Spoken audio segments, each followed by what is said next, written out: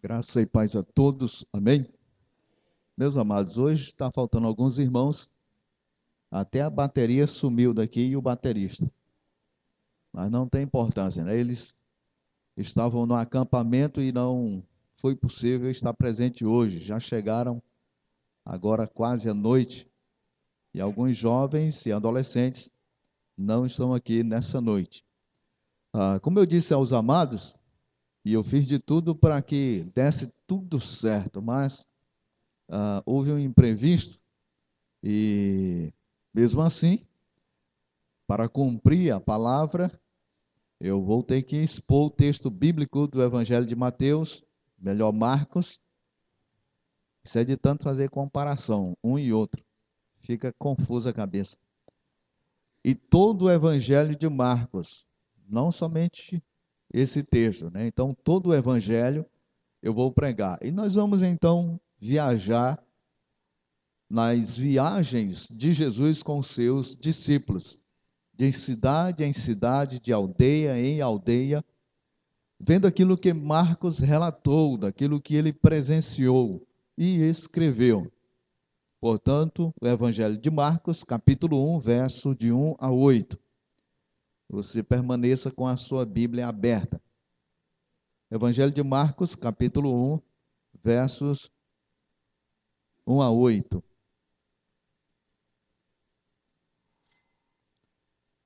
De forma expositiva, eu vou esquecer um pouco questão dos contextos e muitas vezes são precisos a gente fazer menção deles, mas para ser objetivo, nesse caso, olharmos mais o texto do que o contexto de forma geral. Só que tem algumas coisas que eu preciso dizer que são necessárias e são normais quando vai se expor um livro da Bíblia Sagrada. Evangelho de Marcos, capítulo 1, verso de 1 a 8, assentado como os irmãos estão, vamos ler a palavra do Senhor com reverência e atenção, pois o Senhor nosso Deus deseja e vai falar ao seu coração por meio da sua palavra. Princípio do Evangelho de Jesus Cristo, Filho de Deus. Como está escrito no profeta Isaías: eis que eu envio o meu anjo ante a tua face, o qual preparará o teu caminho diante de ti. Voz do que clama no deserto, preparai o caminho do Senhor, endireitai as suas veredas. Apareceu João Batista no deserto e pregando o batismo de arrependimento para a remissão de pecados. E toda a província da Judéia e todos os habitantes de Jerusalém iam ter com ele, e todos eram batizados por ele no rio Jordão, confessando os seus pecados.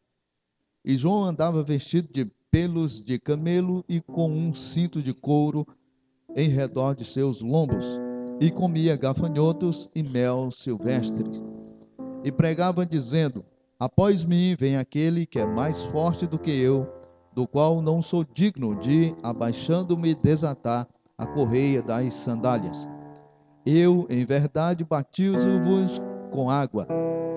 Ele, porém, vos batizará com o Espírito Santo. Em outras versões só vem a palavra Espírito. Talvez seja a versão aí da sua Bíblia, não? Não se preocupe com isso. Marcos, na verdade, no Evangelho, ele tem um tema central ou principal, que é apresentar Jesus como servo de Deus. Marcos escreve para os romanos, e daí a razão pela qual não há uma genealogia, que não interessava aos romanos a genealogia de ninguém, principalmente de um servo. O que eles gostariam de saber e queriam se havia algum poder da parte desse servo. E João Marcos está apresentando aos romanos e dessa forma inicia falando sobre Jesus, Filho de Deus, mas como um servo, aquele que vai sofrer, aquele que vai sentir paixão, angústia, aquele que vai clamar a Deus, aquele que vai dar a vida por mim e por você. A data não sabemos de forma exata, não há assim uma data precisa, e talvez se alguém disser foi ano tal, pode incorrer um erro tremendo. Então, nesse caso, nós juntamos mais ou menos assim o que consideramos, pelo menos da minha parte, ser um período em que Marcos tenha escrevido o Evangelho, que é do ano 58 ao 63. Há outros teólogos e estudiosos que acrescentam bem mais anos, ou menos. Alguns chegam a dizer que talvez escreveu no ano 52.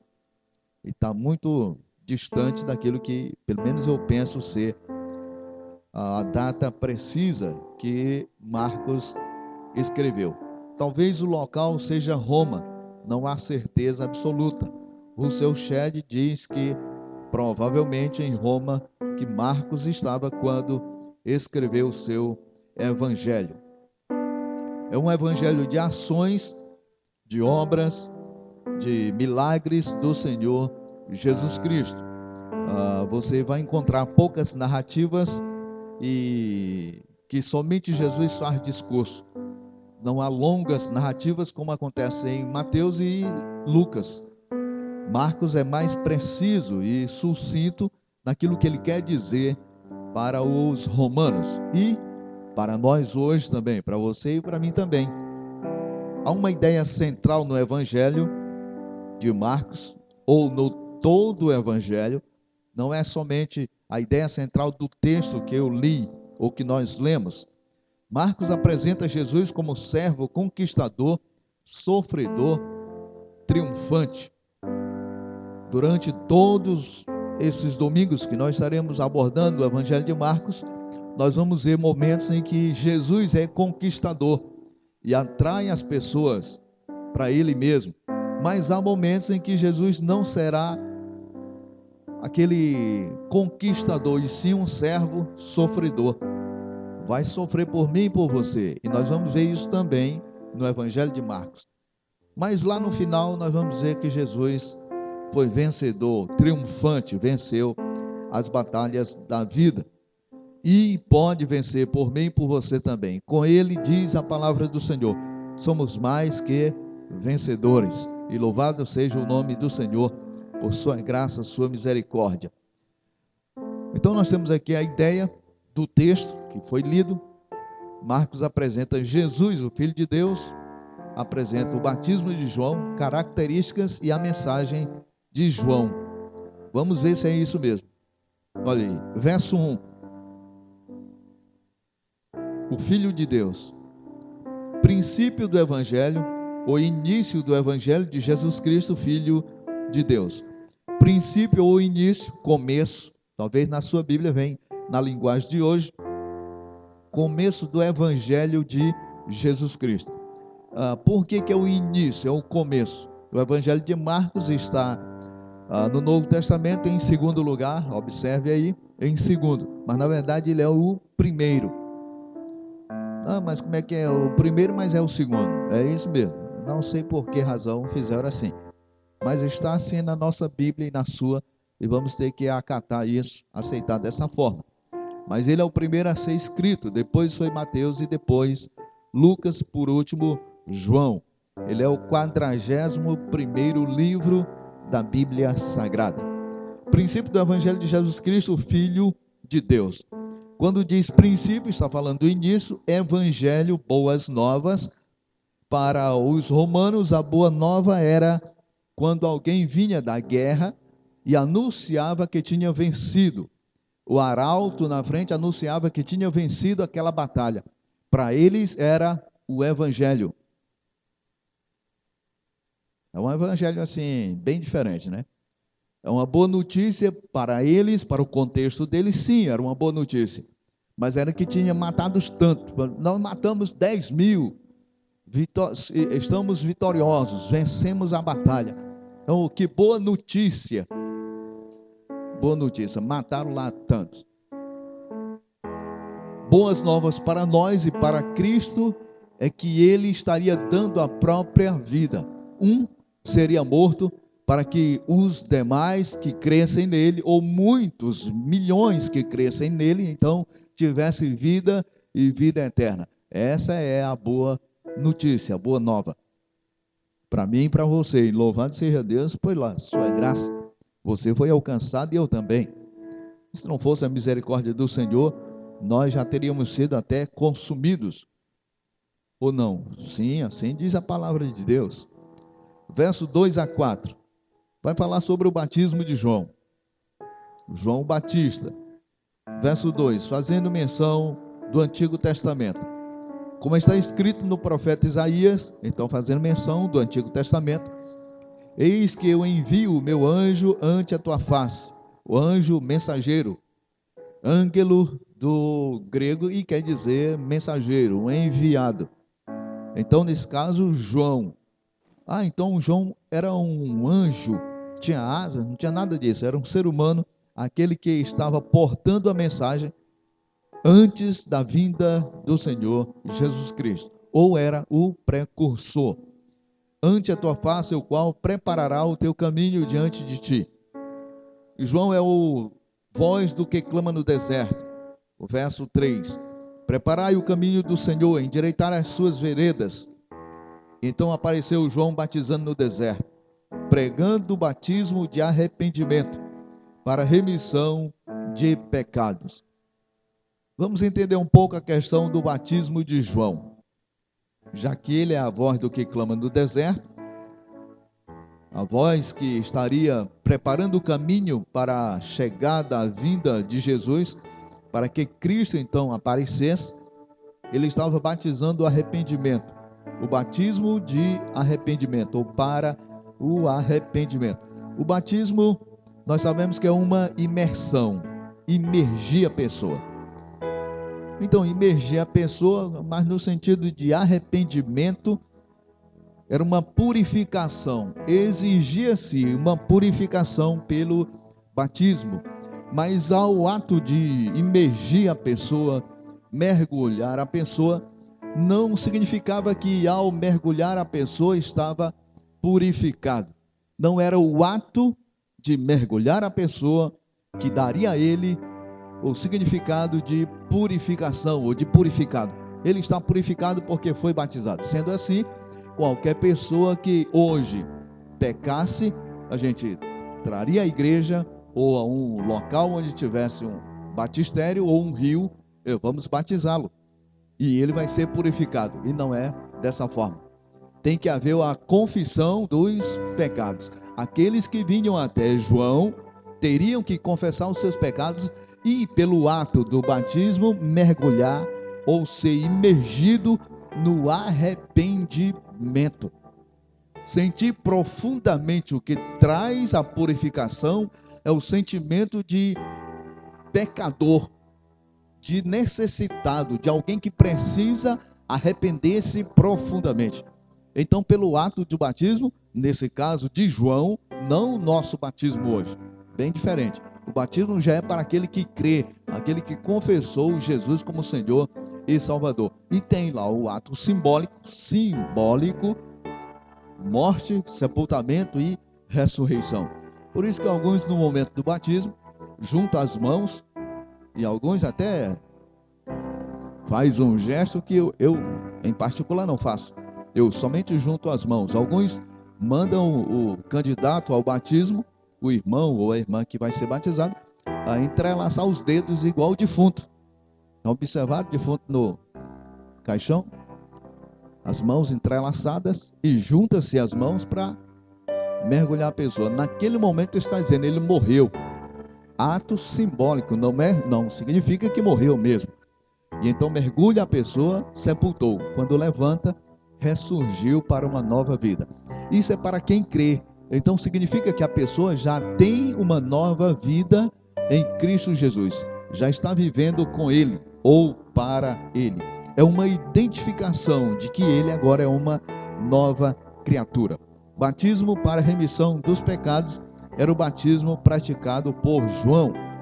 E isso representa uma purificação para receber algo novo. Nesse caso, no Antigo Testamento, há menção disso. Ezequiel 36, 25 a 27, Isaías 4, versos 3 e 4. Que tal? Eu pequei, eu errei, quero ser batizado. Há igrejas que fazem isso. Sabiam disso? Há igrejas que a pessoa caiu no pecado, desviou-se, afastou-se por algum momento, alguma razão, e chega na igreja, confessa o seu pecado e vai ser batizado. E então está purificado. Quem disse que a água purifica a alma do homem? Ou o espírito do homem? Não tem como. Somente o sangue de Jesus é que nos lava, nos purifica, torna-se a pessoa uma nova criatura ao passar pela imersão no sangue de Jesus. Quando confessa os seus pecados, reconhece o seu estado de pecador e pede perdão ao Senhor por aquilo que fez, torna-se uma nova criatura, não o ato de batizar a pessoa. Então, se fosse assim, nós teríamos que batizar todos os domingos. Todos os domingos fazia fila de irmãos. Olha, eu fiz isso, isso e aquilo e preciso me batizar. Mergulhava o irmão. Na outra semana, olha ele na fila de novo. Eu preciso novamente ser batizado. Mas dessa vez foi porque eu fiz isso e aquilo outro. Então, preciso do batismo para a purificação. E não é por aí. Eu entendo que quem age assim está fazendo de maneira equivocada. Não deveria, né? Versículos 5 e 6, característica do batismo de João. Vamos ver algo interessante aqui. Observe aí, vamos só pensar um pouco. E toda a província da Judéia e todos os habitantes de Jerusalém iam ter com ele. E todos eram batizados por ele no Rio Jordão, confessando os seus pecados. E toda a província, não era que toda a província. Aqui é uma palavra, figura de linguagem, sinédoque. Não era que toda a província, é o todo tomado por uma parte, de uma parte. Para a gente entender isso, nós podemos, e nós usamos isso várias vezes quando dizemos, e você talvez já disse isso, todo mundo estava na casa do irmão fulano. Aí alguém disse, como pode? Todo mundo? Pessoas dos Estados Unidos, da França, da Itália estavam na casa do... Não é um exagero? Complicado. É o todo, mas tomado de uma parte que estavam na casa do irmão fulano de tal. Da mesma forma aqui. Observe aí. E dizem que todos eram batizados. Que tal? Então João batizou milhares de pessoas? Não há nenhum indício disso. Confessando os seus pecados. E João andava vestido de pele de camelos. Observe que todos iam ter com ele. Ninguém era forçado. Alguém era forçado a isso? Não, mas eles sentiam a necessidade. Ou seja, reconheciam o seu estado e iam confessar os seus pecados a João. Porque consideravam João Batista como sendo um profeta de Deus. Um homem de Deus. E João andava vestido de pele de camelos e com um cinto de couro em redor de seus lombos. Isso aqui é uma característica particular de João, a forma como ele se vestia. E comia gafanhotos e mel silvestre. Era a forma que João então se alimentava. Diferenciava um pouco dos demais ou das demais pessoas. Talvez isso seria algo particular de João Batista. Aquele sujeito bem rústico, nada de muita maquiagem ou qualquer coisa nesse sentido, como se vê hoje pastores metrosexual, todo maquiado, todo, que é isso, rapaz? Mas tem, é para ficar bem na foto, né? No vídeo, né? E eu aqui desse jeito, mas cada qual com seu qual. E assim vamos levando a vida e Deus tendo misericórdia de todos nós. A mensagem de João, versos 7 e 8. A mensagem de João. do apóstolo João. Talvez a gente, parando para pensar bem aqui, você vai sentir algo que talvez ainda não passou por sua cabeça. Mas vamos refletir da atitude e comportamento de João. E pregava dizendo, olha o que João está dizendo, a mensagem dele: após mim vem aquele que é mais forte do que eu, do qual não sou digno de, abaixando-me, desatar a correia das sandálias. Que mensagem é essa? Uma mensagem tão simples. O que João quer dizer com isso? Após mim está vindo um que vocês precisam crer nele. Esse não sou digno nem de desatar as sandálias, nem de tirar as havaianas dos seus pés. Humildade e simplicidade de João. Tirar as sandálias dos pés, desamarrar as sandálias, desatar as sandálias.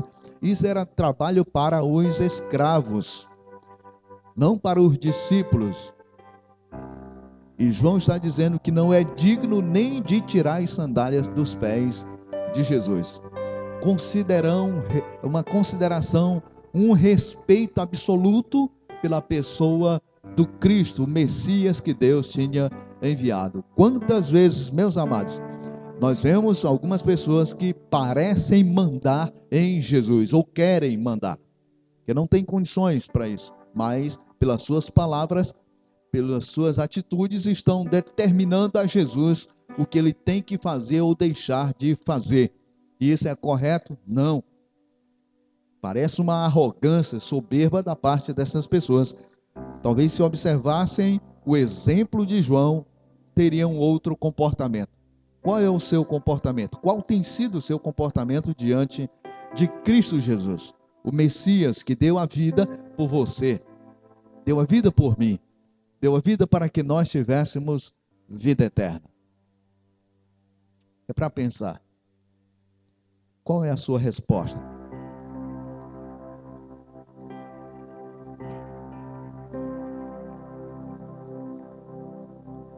Vejamos o comportamento de João.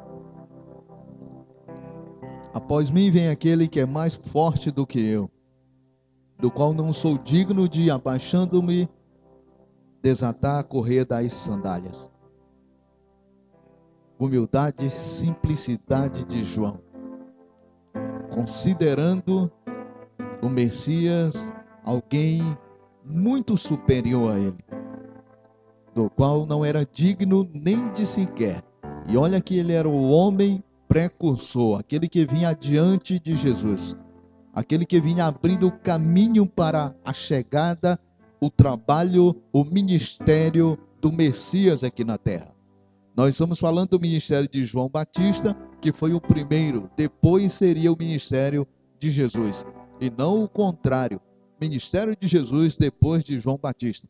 João veio primeiro, anunciando a chegada do reino de Deus, o arrependimento, preparando o caminho para a chegada do Messias. E ele diz que não era digno nem de sequer tirar as sandálias dos pés de Jesus.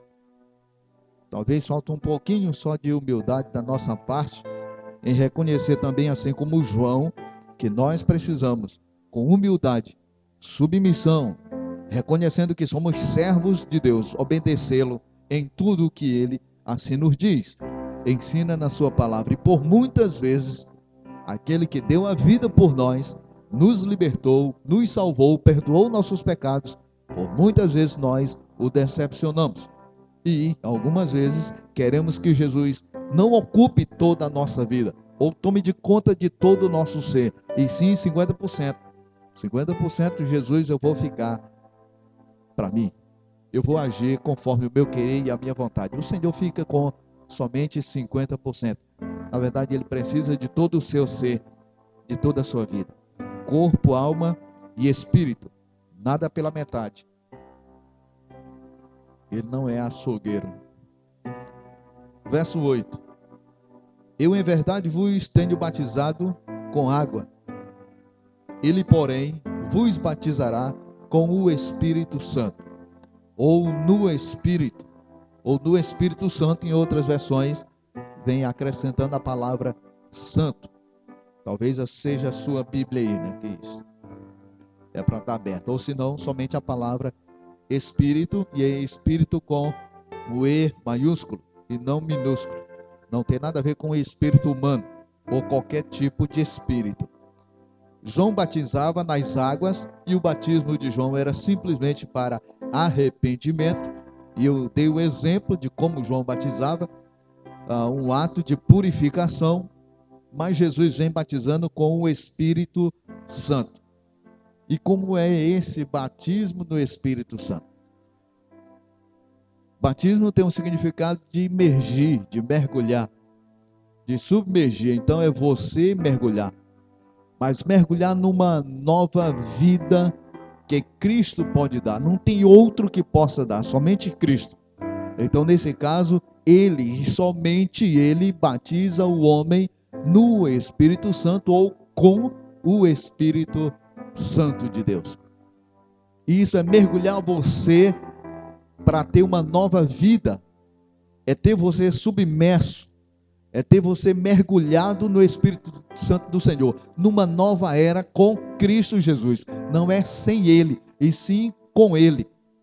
Existe o batismo que alguns entendem como sendo uma segunda fase, vem a salvação, depois o batismo com o Espírito Santo. E alguns entendem assim e têm pregado e ensinado nas suas igrejas. Observe aí que João está falando que não é somente alguns, ele vos batizará com o Espírito Santo. Se vai batizar, batizar todos. Não há uma necessidade de alguém estar buscando ou clamando para que isso aconteça. É ser batizado, mergulhado, imergido numa nova vida com Cristo Jesus, para viver para Ele. E Paulo diz que aquele que está em Cristo, nova criatura é. As coisas velhas passaram, tudo se fez novo. Então aquele que entrega a vida a Cristo Jesus, nós entendemos assim, alguns entendem diferente, foi batizado, selado com o Espírito Santo do Senhor, para viver a vida eterna no céu. Quando é selado, o selo não pode ser arrancado, é selado com o Espírito Santo, não é com qualquer selo de papel ou de qualquer coisa assim, mas o Espírito Santo do Senhor, que habita na sua vida, habita na minha. Portanto, sendo assim, o Espírito não pode ser retirado de você nem de mim, até que Jesus volte para arrebatar a sua igreja, que não haverá necessidade do Espírito estar na sua vida, na minha, na igreja, de modo geral, convencendo do pecado, da justiça e do juízo, nos orientando, nos guiando. Não haverá necessidade disso, mas estaremos na glória do Senhor para todos sempre, ou seja, nos céus. Se você já entregou sua vida a Cristo, entenda o que diz a palavra do Senhor nosso Deus. E quem ainda não fez, precisa fazer. Não há um outro caminho para chegar ao céu. João estava anunciando aquele que viria e que estaria trazendo a boa nova de arrependimento, boa nova de salvação, boa nova de perdão. Cristo Jesus que veio para salvar o homem, salvar você e a mim também. Enquanto que muitos estão pregando outro Cristo, parece um Cristo próspero, pronto a abençoar unicamente, a trazer bênçãos para as pessoas. Eu estou apresentando assim como João ou Marcos no seu evangelho, que Jesus veio para salvar o homem, dar a vida por aqueles que creem nele, que estão dispostos a crer, a viver uma vida que seja agradável ao Senhor nosso Deus. Assim como João, meus amados, para concluir, sejamos humildes, reconhecemos que somos pecadores e que precisamos da graça e da misericórdia do Senhor em nossas vidas. Reconhecendo que Cristo é absoluto, o Senhor absoluto da sua vida e da minha também. Nós somos servos e não passamos disso. Não somos dignos de desatar ou tirar as suas sandálias. E tudo que fez por nós, o que vamos fazer por Ele? A não ser viver a vida que seja agradável a Ele, ou seja, uma vida de obediência. E por muitas vezes nós o decepcionamos, infelizmente. muitos decepcionam. E por muitas vezes nós o fazemos. Triste porque Jesus deixou conosco o Espírito Santo do Senhor, que nos convence, que nos ajuda, que nos abençoa, que nos orienta, que nos guia em toda a verdade. Mesmo assim, arde em ciúmes porque nós o decepcionamos.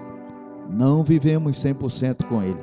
Deveríamos, porque o preço pago foi altíssimo. Deu a própria vida. O próprio Deus desceu à terra, tornou-se homem, fez-se homem, ou viveu como homem para sofrer o preço da redenção. Nós deveríamos pagar esse preço e Ele o fez por nós. E louvado seja o seu nome para todo sempre.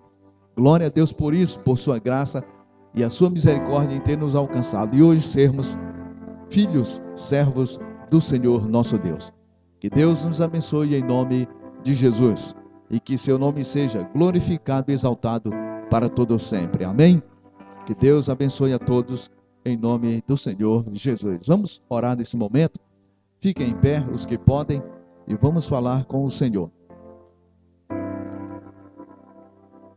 Amado Deus, querido Pai, na Tua presença nós estamos, Senhor, agradecidos, ó Deus, pela vida do Teu Filho Jesus Cristo, em o Senhor tem enviado em nosso lugar para pagar o preço. Nós deveríamos, ó Deus, pagar o preço da nossa redenção, mas não teríamos condições alguma, e o Senhor fez por nós. Louvado e exaltado seja para todo sempre o Teu nome, ó Deus, e do Teu Filho Jesus Cristo. Que nós possamos, ó Deus, assim como João Batista, reconhecer que somos servos e que precisamos viver debaixo do senhorio dele, em obediência à Tua palavra, Senhor, em obediência aos Teus ensinos, às Tuas instruções.